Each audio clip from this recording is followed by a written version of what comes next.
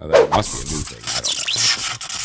I don't know. I don't even think we're recording, but if we were, here's where to ask. Oh, we're recording, all right. Oh, are we? Oh, we are. Well, we started 5 minutes ago. well, hey, parents, where did this word plushie come from with stuffed animals? That's weird. Yeah. I mean, I guess it's better than saying stuffed animal, right? Just plushie. Comes out faster.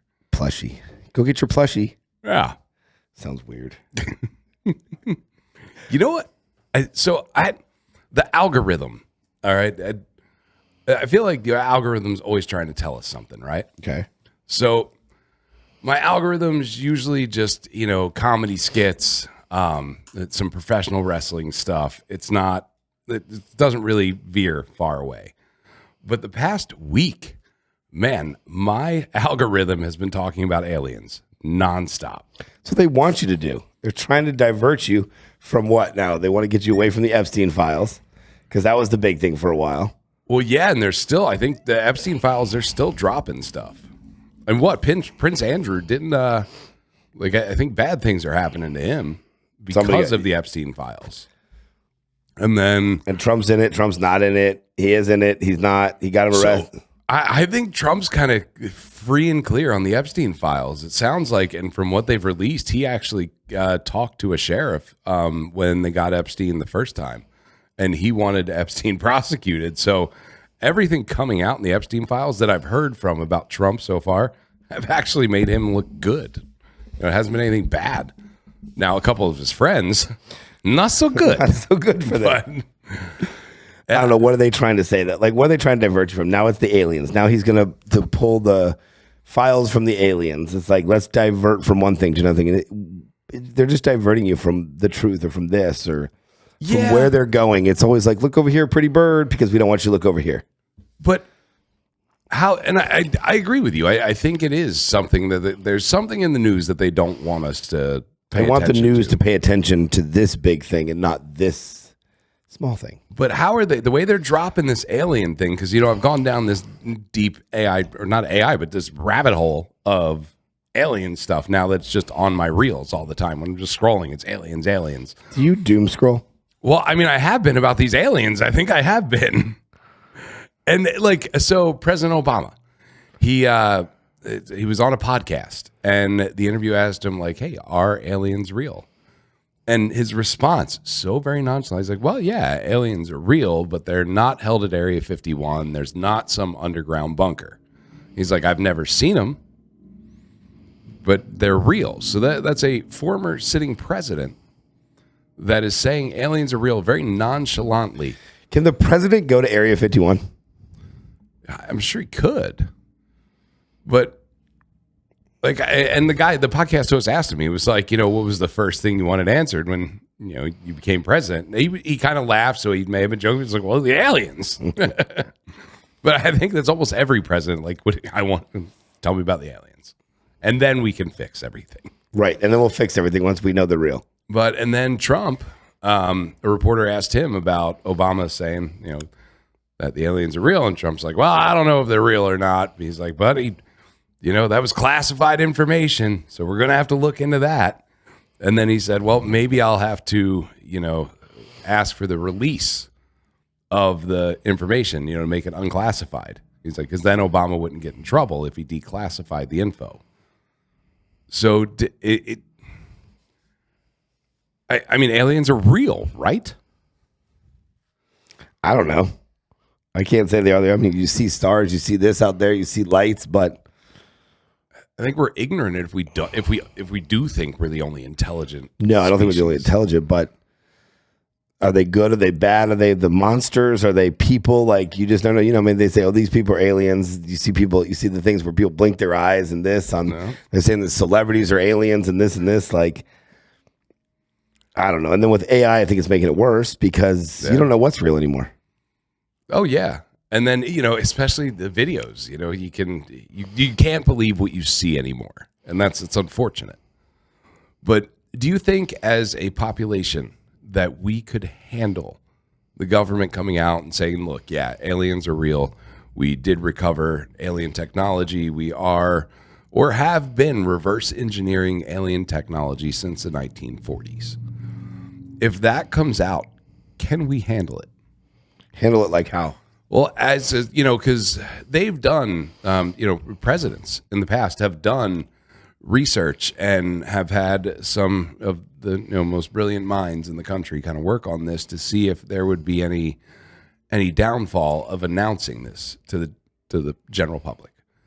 And they've said that economically it would be, everybody would panic, and the stocks would drop, and everyone would kind of take all their money out and hoard their money because they don't know what's going to happen. But would we, as a society, would we lose it?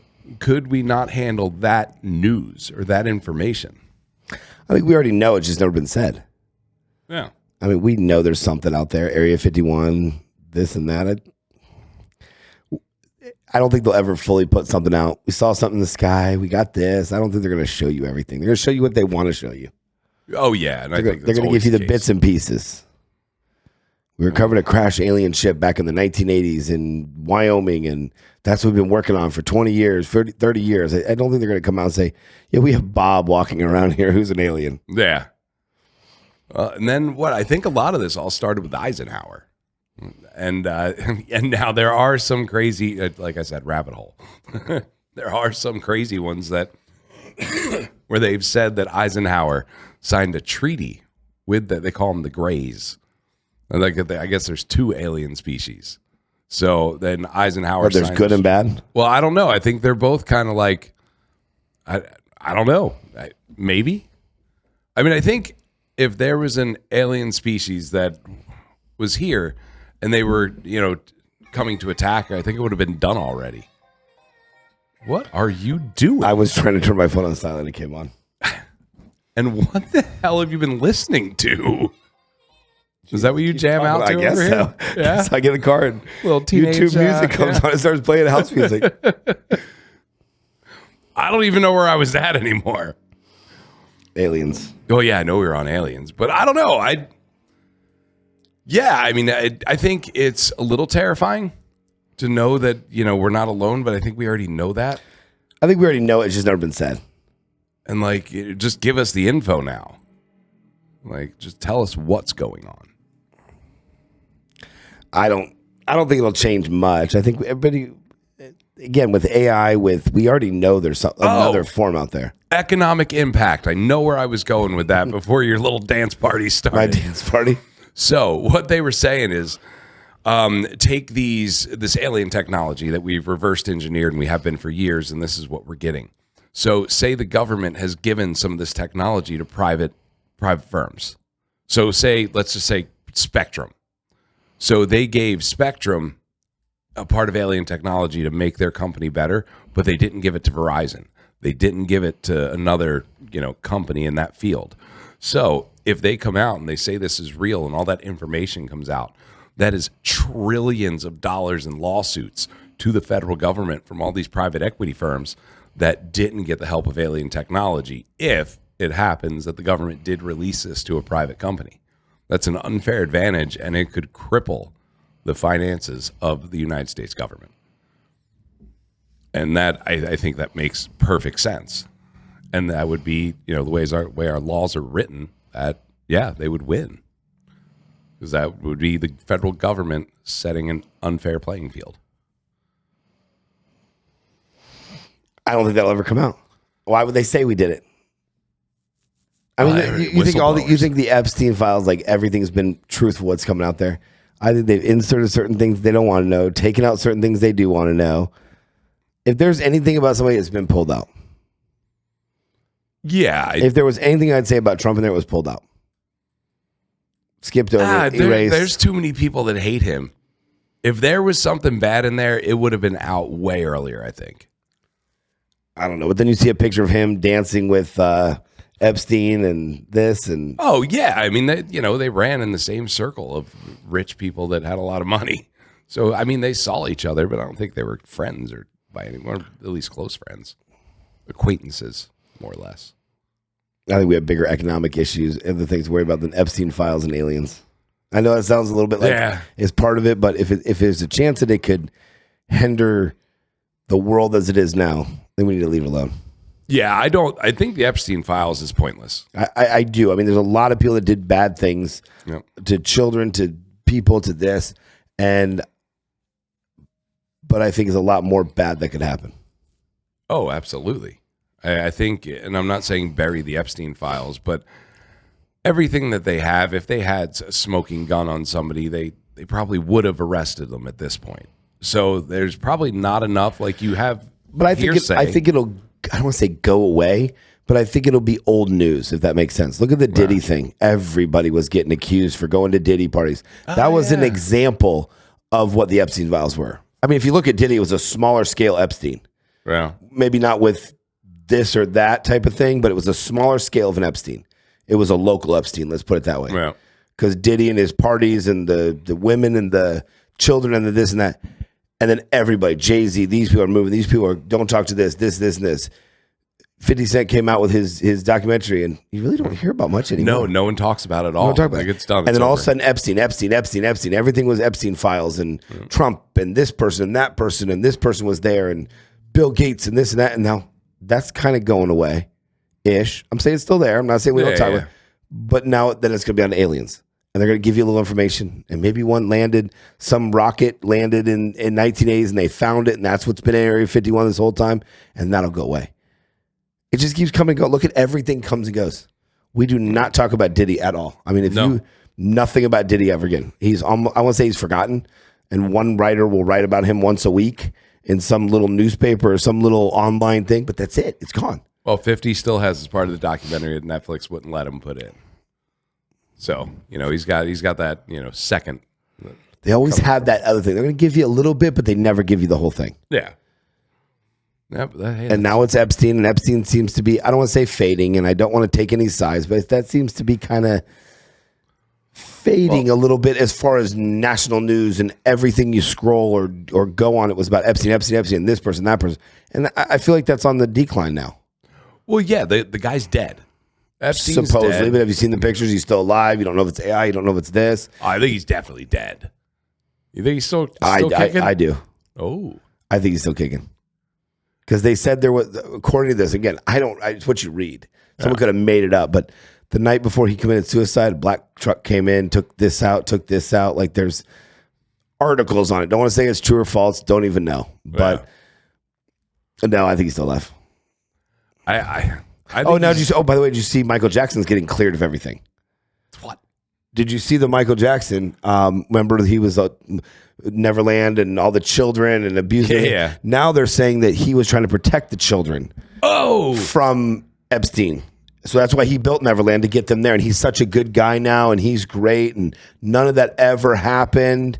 And he's a savior. I was reading an article on the other day. Jimmy's looking at me like, "What are you talking about?" No, so I did. I saw a headline. I didn't read the article. And again, I'm not saying it's true or false. Look that up. I'm not saying it's true or false, but I'm saying I see headlines on it. Somebody might have just made that up. Go, hey, let's get MJ's stock up a little bit. Stock, what he's worth. Let's write good things about him now. I mean, but I think it all boils back to we've all had different things in our lives, and today it's a big deal, and tomorrow we don't even think about it. And I don't mean tomorrow and that, but like we've all gone through things where it's a major, you get fired from a job, you file for bankruptcy, you lose your car, you get in an accident, and the next day or 2 or 3 days, 4 days, week, somebody passed away in your family.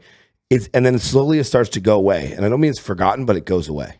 Yeah. Everything in our life slowly goes away. We've gone through things in our lives where it's bad, and then 2 weeks it's better, and you don't even think about it. Oh, yeah. Look, I mean, bad things are going to happen in life. Life is going to knock you down. It's how you deal with those situations. It's how you get up. I mean, you got to keep going. Anything worth doing is hard. Right. If it was easy, everyone would do it. Yeah. There's going to be obstacles. We've had struggles in business. We've had struggles in things that we do, but you just have to keep going and get through it and figure out the next step. What's the next plan? What's the next step on it? And we're going through a similar thing now. We have to figure out the next step, figure out this. And I think but again, back to that, what's the saying? Not all things must come to an end, but it's bad today, but 2 weeks from now it's better, and 4 weeks from now you don't even remember it. This too shall pass. This too shall pass. I'm sorry, that's what I was. This too shall pass. I feel like that's the saying, this too shall pass. And like everything is this and then this. Remember, never this. And it all just kind of goes away little by little. And we find something new to talk about or something new that's doing. I mean, Caitlyn Jenner. Oh, gosh, she's still around? Yeah, we haven't heard from Caitlyn in a while. With his transition, the Jenners, and now we don't talk about it. It's never on. We see one thing once in a while from on a red carpet. And it was the biggest thing that a Kardashian, Jenner was changing sexes and all this, and now we don't even talk about it anymore. No, well, I think that, the trans movement, that it was overloaded. It was a lot. That was in the news constantly. Well, everything. Constantly. Look at COVID was in the news constantly for a year, and then eventually it just kind of went away. Yeah. When's the last time we've seen anything really about COVID besides some new virus out? Something's out right now, and it could be as big as COVID. They're just trying to scare you. So I was looking. I posted something on our Facebook not too long ago. I was just sitting there and was talking to my son, and he said something, and I blurted out this line, and I was like, wow, that was retarded. Like when I said, look, man, everything has to happen for things to happen. It's true. And he's like, what? I'm like, yeah. Everything has to happen for things to happen. And again, I think the alien thing is going to start getting people away from the Epstein. I think this getting from this. And I see Jimmy over there looking at am I somewhat right, Michael Jimmy? Jackson. Kind of. It wasn't a huge article. It was somebody saying that he was trying to protect the kids. Somebody. Yeah, Macaulay Culkin. Oh, all right. So a name. He gave an interview stating that Michael Jackson once intervened, discouraging him from boarding a flight to an island later associated with Jeffrey Epstein. It doesn't say it's Little St. James Island, but it's an island later associated with Epstein. And they presumed that Michael Jackson may have stepped in to help other kids not go to that island. But it was that one statement from Macaulay Culkin. That's pretty much it. Right. So again, I knew it was somewhat reputable, but I mean. So was Michael Jackson helping the kids? Was Michael Jackson trying to prevent Epstein from doing what he was doing? Or was Michael Jackson trying to protect his, and they were his kids, and he didn't want to share? I mean, I'm just saying, he probably wasn't a good person. Or trying to divert it. You rob a bank, I rob a store. They're going to be more after the bank, not the store. It's a diversion. Yeah, I mean, I think for years, I think Michael Jackson did it. I don't think he was innocent in anything. Do you really? I do. I don't think so. Really? I don't.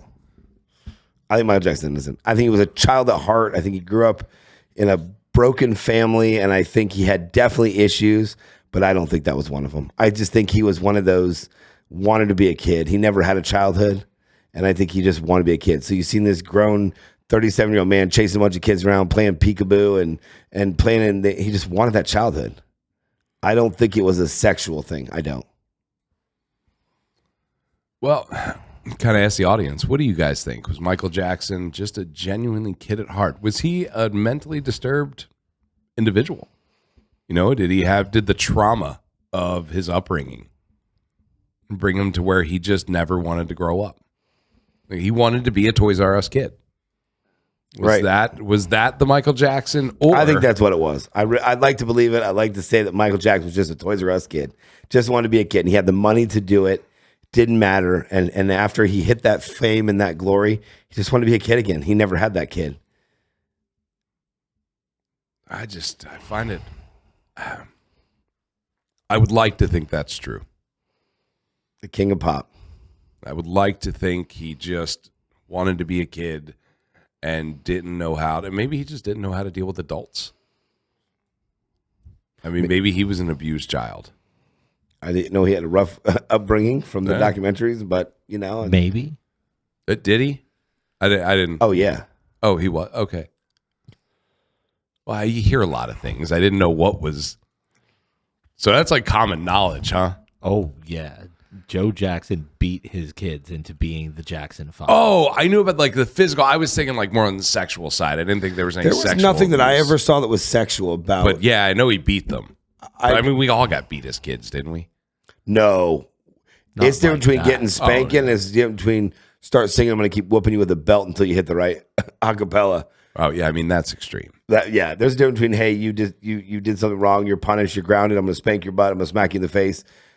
There's a difference between that and the abuse that I think they went through to be perfect.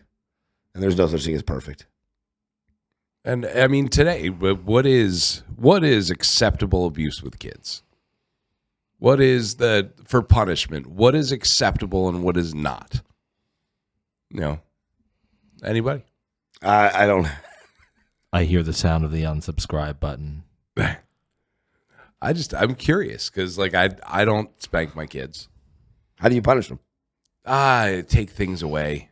It's pretty much like no iPad for a week. And that works? Not very well. I feel like a spanking would work more. But I mean, but I learned from two different ways. Like like my mom's house wasn't a spanking house. My dad's was. So I was raised two different ways. Mine was more of a spanking house. Yeah. They had a stick. Oh, you got a paddle, stick. like a paddle. Yeah. And we get beat in the butt with the paddle. Yeah. So I got the hand or the belt. And I got the paddle. Paddle biting got to be scary. Nah, not that bad. That was bad. Once you get about 12 or 13, it didn't hurt anymore. Mom couldn't swing that hard anymore. I'd rather take the spanking than losing my stuff. Yeah. Now as You'd rather as a spank kid, now? I think I would have rather have my stuff taken than the spanking. But now I'm like, all right, I could take that. A little bit of pain. I still get to play my Xbox. Cool. You didn't have Xbox back then. No, it was Nintendo. Nintendo. I love Nintendo.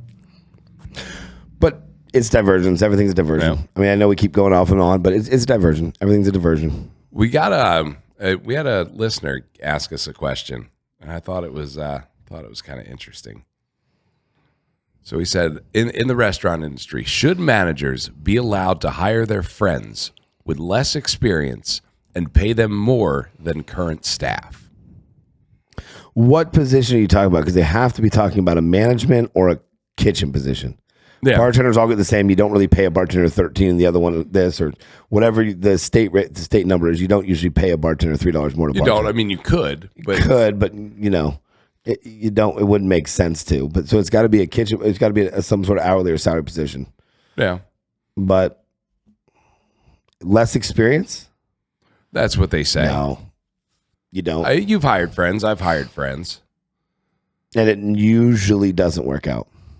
So it was funny because I thought you were going to go that route, because in the beginning, like, man, even that first 6 months to a year, you hire a friend, the shit does work out great because you have someone that you trust.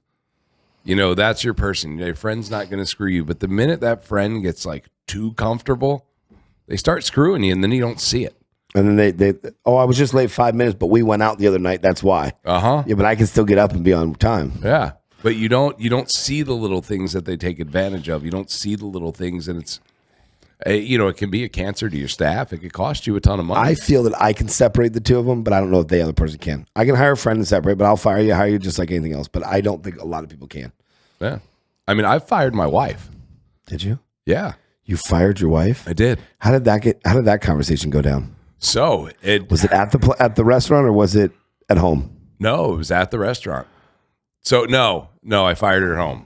So what had happened was I got a call from a guest that said, my daughter, and we're going back, this has been years, but my daughter had a drink at your bar. She's under 21.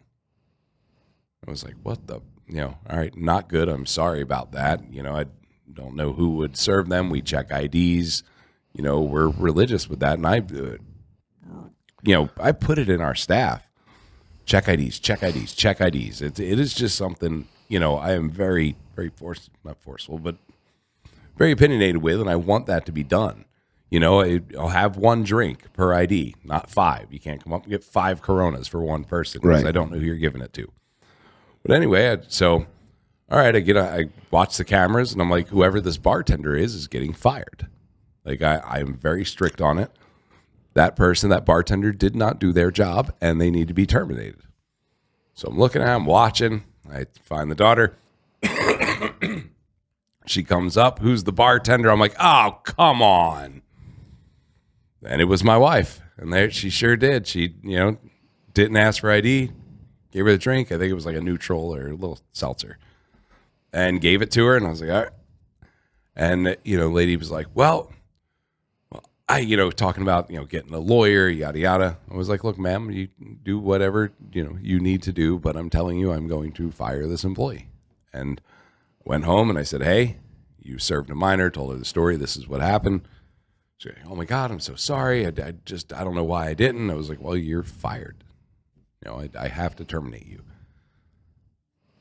How did she take it? Not well. Did you sleep on the couch that night? Yeah. Were you afraid for your life? Sure did. I'm afraid for my life every day. So you slept, how long did you sleep on the couch? I think it was just the one day. But I mean, I told her, I was like, look, I got to make an example. I can't let you get away with it because I will never be able to punish anyone else. Right. So wow, that had to be hard. It was. I've fired best friends, wife. Don't think I've fired a family member yet. Wife's family? Well, yeah, but I mean. Have you had a family member work for you? Not full time, like a little bit here and there. My brother's done some work for me. But no. I don't think I would get in that situation. I mean, an event. You want to come work an event or work a long weekend because it's bike week? Sure. Come work. You're here for 10 days because that's it. But I don't think I would hire a family member on a basis because I think that exactly would happen. Yeah. Yeah, it's just, I get it. To go back to our listener's question. Yeah, I can see why a manager would hire his friend and pay them more, and that's a trust issue. You're paying that person more because you don't have to pay as much attention to whatever that little task or whatever that portion is if your friend's there, because your friend gets you.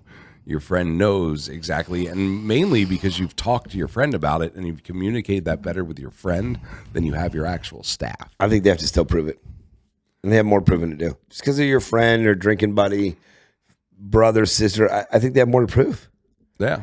I don't think I would give them any sort of more money or this. Like I said, long weekend, doing security at a bike. We think, sure, come out and work. I'll pay you $2 more because you're my brother.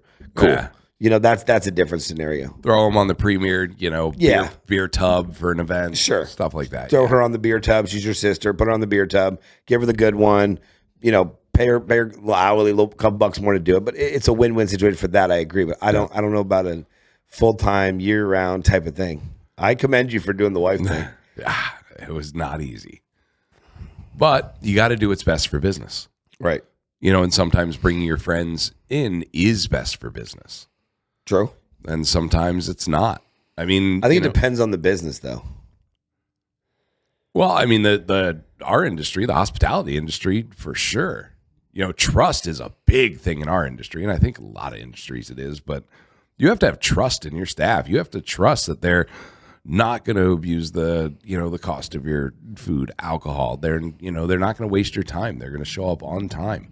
They're going to be there. They're going to be your friend that's going to point out other people doing something wrong. They're a rat.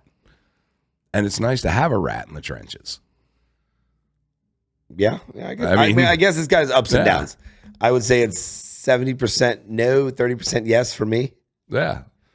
Like I've said, I've always gotten a lot out of hiring my friends for that first 6 months to a year. And then it goes downhill. Until they get too comfortable. That's pretty good, though. 6 months to a year? Yeah. It's good timing. And then they think it's their place. Yes. And then that's when you got a problem. Got to remember one of this guy Dylan, man. We were really, really good friends, man. We hung out a lot. And then he started taking, like smoke break after smoke break. And it was 20 minutes, 30 minutes. And I said, man, like you got to, dude, you were one of my best servers. Now you're just kind of dicking around. Like you got to pick it up. And he didn't listen. I ended up firing him. And were you still friends with him? Not after that, no. At all? No. Like, I mean, we see each other in passing and say hi, but... Hey, what's up type of thing, but never like friends like you were before. Well, so I think it ruins relationships. I think hiring your friends will eventually, like you said, 6 months, 3 months, 6 months, a year down the road, your friendship's not going to be there. So you trust them to do this short period. 6 months to a year is a very short period. But then your friendship with them probably will never be the same. Yeah. But I mean, there's also ones that don't come out like that. Like My friend Gabby over at Sorry Charlie's. I fired her 3 times. 3 times I And fired rehired her. her for what? What'd you fire her for? Oh, God. It's always being late. Like calling out. But then what? 3 months later, she calls you back. I got my job back. You're like, okay. No, it's usually a year in between or better. Really? Yeah. So you fire for being late. She's been late 2-3 times, whatever you fire. Yep. Year later, somehow you get in touch. Come work for me again. Yeah, like she'll reach out and I'll need a bartender or she'll need a job. And I'm like, yeah. But, people grow up. People don't always constantly make the same mistakes. And I don't think she does anymore. I think she gets to work on time now. So I don't think she has that same problem. But I had to fire her 3 times to get her there. 3 times. Love you, Gabs. Yeah, she's be mad at you too now. But no, she's doing great now. And, she's going to make a killing this weekend and next with Bike Week coming up. Bike week. Bike week, yeah, started already. Yeah. Bike week started, which that's another thing. Let's talk about Bike Week for a minute. I feel that Bike Week is declining every year, more and more and more and more. I remember the 90s, 2000s when I was a kid. It was 500,000 people come for this, 250,000 for Biketoberfest. I would probably, if I had to bet, and this, you'll never get the statistics because they try to bounce off cell phone towers and tell you, oh, we had 3,000 people. You're like, you had 300. Yeah. But I would say, if you had to put a number to it, what would you say for Bike Week? How many people come down to Florida for Bike Week in Daytona Beach area? That's probably 100,000 people. Right. Yeah. So we're down from 500 supposedly to 100,000. And Biketoberfest is probably what, 40 or 50,000? Yeah, if that. Well, yeah, they might do half. A lot of locals come out. A lot of people live down here that go to it and are part of that. A lot of Florida people drive for the day, for the weekend, long weekend or stuff. But I just think it's declined. This the 85th this year? And I think by the time you get 100th, it's going to be, I don't think it was what it was. You know what I noticed? I think we talked about this earlier. I was like the girls that do the bike rallies, they wear the sexy outfits, they're butt cheeks. Sexy, they're half naked outfits. Yeah, their butt cheeks hanging out, cleavage everywhere, they look sexy. I noticed, I'm like, man, it's the same girls. I'm like, well, I'm getting older too. They call them rally girls. But like, they do all the rallies. Don't you age out at some point? No, I would say no.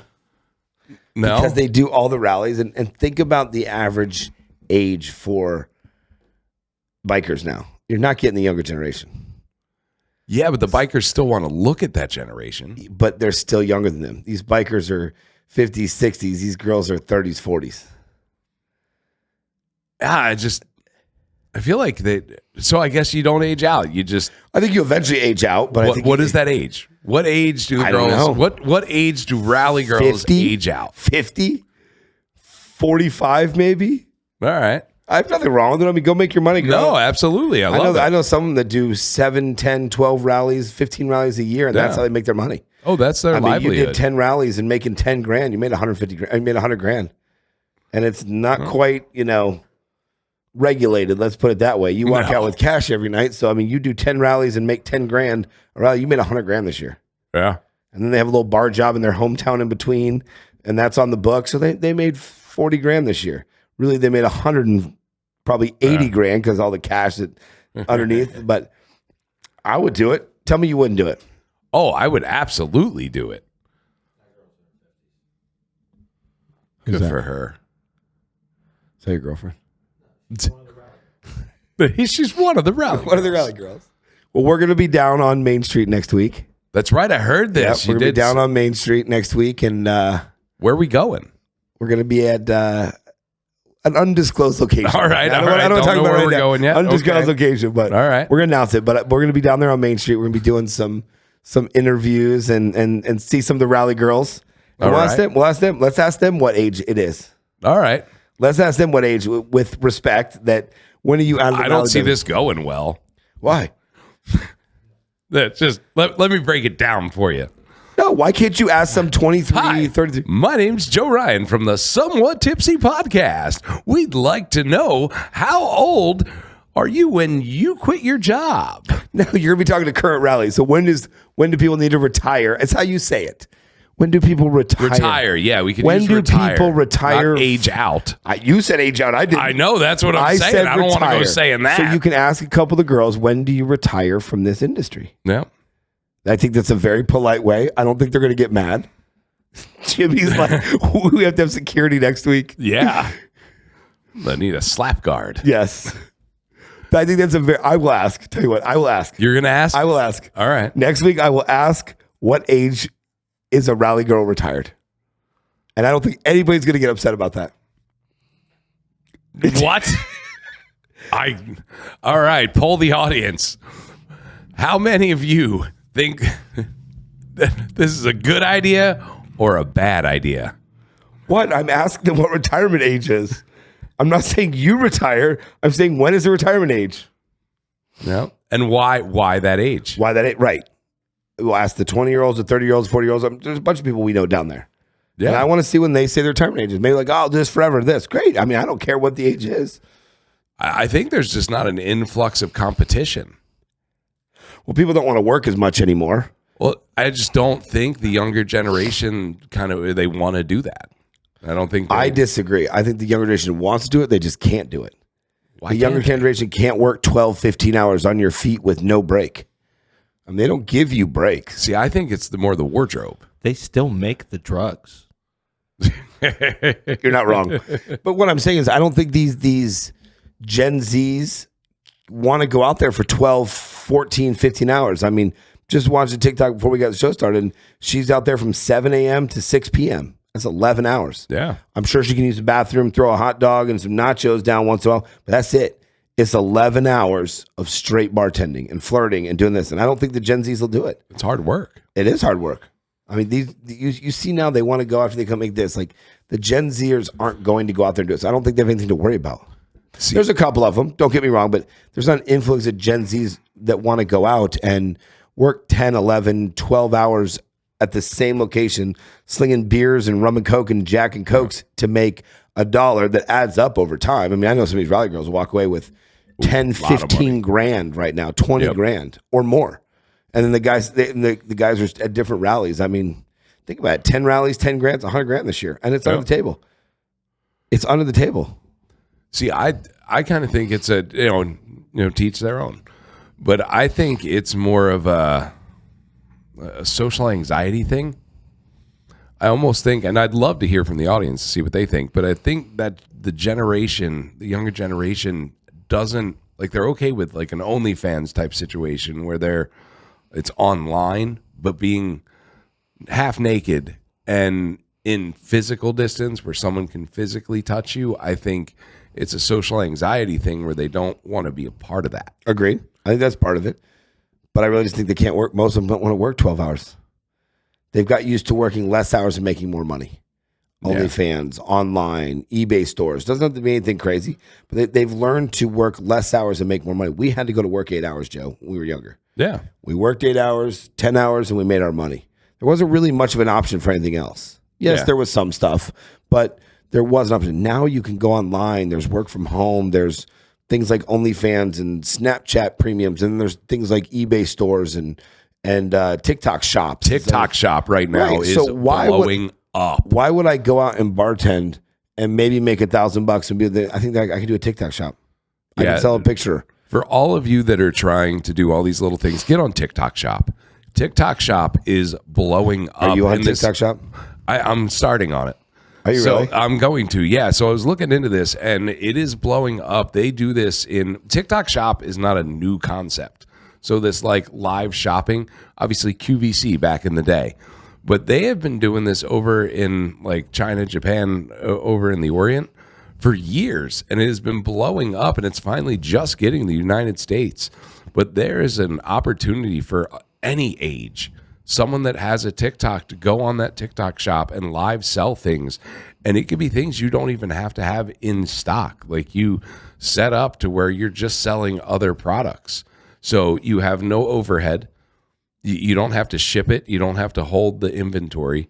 You just get on there and you sell it. And if people are looking for something to get like the next thing, the next big thing they can do, get on TikTok shop and just start selling stuff. You have to have a following to do it, but you just start going. You got a following, Joe? I mean, enough. I'm going to try it. I want to see your TikTok shop. Well, it's going to be the Somewhat Tipsy TikTok shop, so let's go. Let's go. I was going to say, you get half of it anyway. Sweet. We're selling. But yeah, I mean, it's mind-blowing that, you see all these things. And when I was doing the research, I was blown away that it's been so successful and that the layout on how to do it's already there because people overseas have been doing it for years. Everything overseas, we get it 10 years later. But it's like movies, man, they're just seeing, National Lampoons now, that in some parts of the country or some parts of the world, not this country.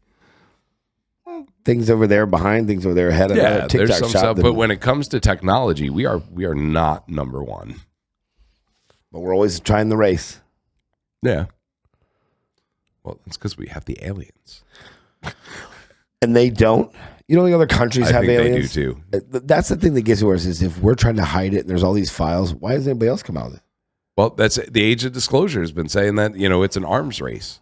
So other countries like China, Russia, they all have recovered space debris or space junk or, something from an alien civilization. And everyone's in a reverse engineering race. We're in an arms race right now over reverse engineering this alien technology. I don't know how true that is, but that sounds like something our government would do. So there's 20 countries out there. No one talks about it. We're just all in a race to see who can divert it backwards so we can build a spaceship to fly to space. It's not that, far out there to believe that. I mean, look at the pyramids. If we really wanted to know what was under them, we could just dig. But we can't. Somebody knows what's in there. Or curiosity would make it so that we would have to find out. There's a reason there's a reason you can't explore things, and it's because somebody already knows about it. What is it, Greenland? I don't know. Or is it Iceland? We can't. Well, there's like Antarctica, dude, is the most heavily guarded place on Earth. Like, and countries. All right, so, U.S., China, Russia, we can't get along. We can't agree on shit, right? We can agree that we keep Antarctica safe. There's a treaty, I think it's like 2038, that, it's very vast minerals, a very mineral rich Antarctica is. So there's a lot of money that can be made off of the stuff in Antarctica. But it's so protected for what? Why can't we just go in there and all share it? I know. I mean, make the world a better place. Right? But why are we protecting it? It makes no sense. One person gets it, they have more money than the other one, have more power, have more rights, have more this. No. But yeah, you can't get, we can all get along on Antarctica. Nothing else. Isn't that crazy? Yeah. They all can agree on. They'll argue for hours and threaten this and threaten that, but yet when it comes to, no, we good. We all stay on page on that. Something to hide. So I think that would be the coolest thing about being president is just being able to ask the questions. And from what, they call the documentaries and everything, the president gets lied to too. Oh, yeah. There's a lot of stuff the president doesn't know because, the same people that have been guarding this secret for 40 years, there's been how many presidents? So I just waited out for the next one. Tell them what they want them to know. Yeah. But at least as president, you have the ability to get the info. Like you can push hard enough and probably get any information, I would think. Why don't they? It's the only reason I would run for president. Joe Ryan for president. Right. Weren't you running for mayor? I thought about it. I didn't want to, though. I think you should. Dude, I'm tired as it is now. I don't want to add on to it. Come on. That'd be good. Mayor Ryan? For what? Like, what am I going to accomplish? What do you want to accomplish? I don't know. I feel like if I was going to run for something, like, let's make it governor or Congress or something. Oh, you're going big. I don't want to. I'm just saying if I was going you got to start there and then go up. You can't just run for governor. Nobody knows. Start with mayor and then work your way up and up and up, and then you can be governor of Florida. I don't want to do that much work. You talk about the younger generation. I don't want to do that much work. I don't want to do that. I just think it'd be a good campaign. It would be a fun campaign. I love having people ask me questions. So, yeah, I would love the campaign part of it and like getting down to what we would do and the battle of, disagreeing and, trying to push my agenda. That would be fun. I would enjoy the crap of that part of politics. But not the actual doing. Well, no, the doing's not that bad because I don't know the job. I don't know how much they actually do.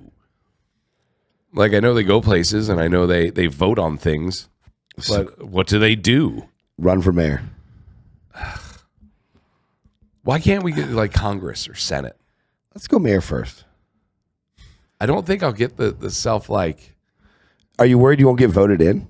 No, I've lost before. I'm okay with losing. So what is it? You got to start somewhere. You're trying to. Yeah, but I don't think I get the. I don't know. You know that feeling when you accomplish something. Like, yeah, that good feel. I don't think winning mayor would do that for me. But I think like Senate or Congress, that would do it for me because then I would. Congressman Ryan. Yeah, like I would have the chance to do bigger things. I would have the chance to change things on a much bigger, bigger platform. You got to start somewhere. I know. I just don't want to. I agree. All right. Well, you don't have to. I mean, we just got to find someone with some money and some airtime, and just push me to Congress or Senate. Either one, I don't care. Or governor, I'd do that. Governor of Florida. I would do governor. Jeez. At least we get a lot of things passed. Well, we would. Yeah. And that, for everyone says, everyone like us, right? Like normal people, I'd say we're normal. Getting into politics, I'd never take a bribe. I'd never do that. Guarantee you. I'm not saying I would, but I would think about it. I would totally take a bribe. I would definitely think about it. Tell me if some big company said, hey, make sure this bill passes. There's a nice $1 million in this account. You wouldn't do it. I mean, I couldn't do it. I mean, I would, but I couldn't, but I would. So if it was something that was like bad for the city, the country, whatever. It's all bad. No. I mean, some stuff is like, it's going to piss off some people. And some stuff's like, well, that's bad. So if a developer came to you and wanted to develop some big area, protected woods, whatever, and you could push it through to get that developer to build 3,000 homes out there, there's a little side money for you to do it. Would you do it? Now you're protecting the wilderness. It's a protected deemed area, but you can push this, vote this, push this, push that. It's not a bad thing. It's a wilderness area. But this developer really wants this area because he can build 3,000 homes and make millions and millions and millions of dollars. So say that property is wetlands, and if you build on it, obviously it's gonna water runoff's gonna have to go somewhere. And if you build that and that water running off affects other people and maybe floods their neighborhood, something like that, no, I'm not taking. What if it would in 30 years? Like you're good for about 30 years. No, not if anything would directly affect other people. But everything affects other people. No, everything affects somebody. No. It does, yes, but I'm saying that affects like your personal space. That affects your property. Now, if it affects someone's belief, okay, I'm not really, I don't care all that much. But if it affects your physical, like that's your investment. That's your livelihood. I think it happens all the time. Oh, it does happen all the time. Dude, it happened in Edgewater not too long ago here locally. So the state attorney, they were suing a developer and they were trying to stop the building because it is like exactly what I said. These new developments are flooding neighborhoods. And, until they can figure it out, hey, stop it. The city attorney goes in to the court battle against the developer and doesn't bring any evidence. So I'm sorry, we don't have any. We had so much evidence. Well, obviously the developer won the court battle. Because he didn't have any evidence. Yeah, and you're telling me he didn't pay, that private attorney or that city attorney didn't get paid? Guarantee you he got paid. Or he's got a house coming in a couple of years. There's no way a lawyer goes into court with no evidence on trial day. How come they never see things through like that? Like, he had evidence, but didn't present it. Remember the whole thing here in Daytona? How misfunded money and then personal credit cards were being used? That little thing hit in Daytona for like 2 days, and nobody talks about it, and nothing happened. Nope. Nobody went to jail. Nobody got, dismissed from their position. Nope. Nothing. But all of a sudden, a couple $1 million or whatever it was put in the wrong places, and people with, city credit cards were paying for trips and stuff like that. What happened? Nothing. No. Nobody got let go. Always gets buried. Always gets buried. It all gets buried. The Epstein files get buried. Little things from misfunded money locally to aliens and Epstein files and MJ, it all gets buried. They pull out the pieces they want, they give you a little action, and they bury it. Yeah. They're going to tell us a little, something's going to come out about the aliens. They're going to find some ship. They're going to say back in 1984, there was some ship found outside of some suburb in Illinois. We've had it ever since. And there's some force shield that we're looking at, and everyone's going, oh my God, here it is. And it'll be gone again. It's funny you put Illinois. Would you already mentally preparing for I'm the upset, Indiana Bears? dude. I'm upset. The Bears. The Bears might be the Indiana Bears or... So I don't think they'll change the name. I think they'll still say they're from Chicago. Because New Jersey, New York, there's a lot of teams like that. But I mean, Indiana. You think they'll just be the Chicago Bears 11 miles away in Indiana? Yeah, I think it's 20 miles from Soldier Field. So where this stadium be? So it would a 20-minute drive difference. Not that much. I mean, look at the New Jersey Jets and the New Jersey Giants. They play in East Rutherford. They play in Jersey, but they're New York. So it's not out of the realm of possibilities. I don't think that they will ever not be the Chicago What makes Bears. them pick the city and what makes them pick the state is my question. Look at the Dallas Cowboys. Yeah. And then look at like the New York Giants. That's the state of New York. There's no city. I mean, there's a city in New York, but the state, like, then you got the Miami Hurricanes, you got the Miami Dolphins, the Tampa Bay, but then you have teams that are named after the state. What makes them pick the state or the city or... So the state-wise, that's a choice from the NFL. The NFL has to want a team there. So if the NFL wants a team there, they'll find ownership to go there. They're not adding teams on. So they don't like they're adding; they're just moving teams. Yeah, like so the Raiders and it's all about money. Like with the Bears right now, they want the city to fund a lot of stuff. So Indiana's like, sure, we'll pay for this, we'll pay for this, we'll pay for this, and Chicago's like, hey. We don't want to pay for all that. So it's just money. Everything's money. Yeah. So the more money that the team doesn't have to spend their own money on this stadium, that's what they'll do. So it's all about a stadium. Yeah. But I thought they had $630 million in revenue for this stadium no matter what. They said if they do go, they're going to turn into a concert hall and shopping and all this stuff. So they'll use the shit out of it. Right. It'll become a concert. It'll become the next concert hall. Yeah. So it's going to bring a lot of money in taxes to whatever city it's in, whatever state it's in. And it's going to bring jobs. You think they'll stay the Chicago Bears though? Oh yeah, they're still gonna be the Chicago Bears, even though they're not in Chicago. Technically, they're not in Chicago now. No, well, most of the teams, Dallas. They don't play in Dallas either, right? But they do play in Philly. Yeah, we do. Go Birds! There it is. Go Birds! You're Go Birds. We'll get Jimmy there soon too. Jimmy will never do it. Jimmy will never be a Go Birds. I'm not a Go Birds. No, but you'll do it. I will say you're going to make fun of you on the Go Birds. Well, what a week it's been. I mean, we got the soft opening for the restaurant going on, Costa del Sol. It's been good. That's We've been getting in the right direction. And we're doing some, messing with our recipes a little bit, figuring out what works, getting the vibe down. I think the front of the house staff has been killing it. I think the bartenders slinging drinks. The drinks have come out really well. And a lot of options which people like. You know, 19 different margaritas on there. Yeah, and then we're gearing up for Bike Week. I think Jeremy's going to wear the assless chaps. So I am super excited. I'm going to ask bartenders when retirement time is. Yeah. When do you put the sexy outfit down? And I really want to know why you think I'm going to get slapped for that. I'm just asking somebody when they're going to retire. Not you. I said, when is retirement age in the Rally Girls? I'm excited. This is going to be a fun time. I think that you want to put a bet on it? Oh, I always want to put a bet on it. What are we betting? You wear a Bears hat for a month. No bird stuff for a month if I don't get slapped.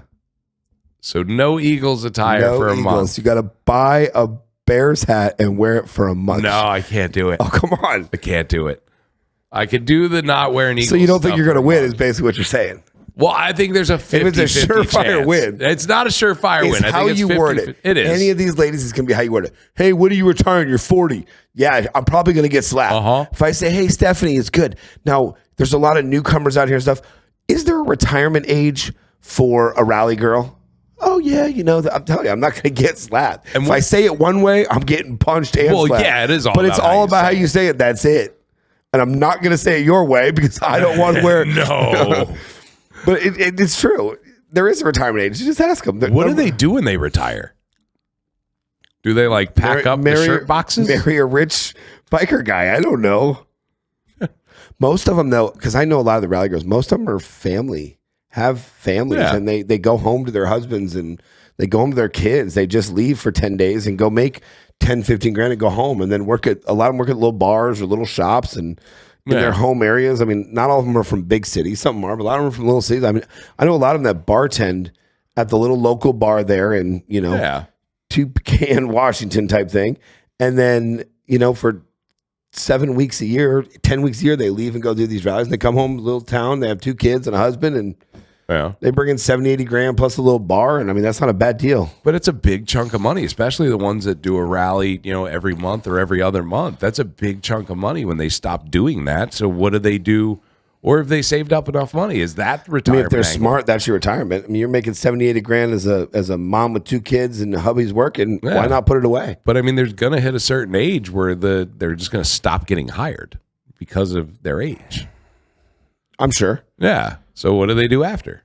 I don't know. Let's ask them. We're going to ask them. We got to ask. All right, we're going to ask. We'll find out next week. I ain't getting slapped in Daytona on Main Street for Bike Week, asking women about their age and how they look in their outfits as they grow older. There's nothing that can go wrong. Bike Week 2026. Get ready. The Somewhat Tipsy podcast is coming.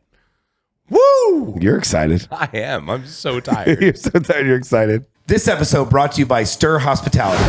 Go to stirhospitality.com if you are a new restaurant. If you're a restaurant that is not seeing the profits that you used to. Bar and nightclub. Bar and nightclub too. They will get you back in the black. Stirhospitality.com.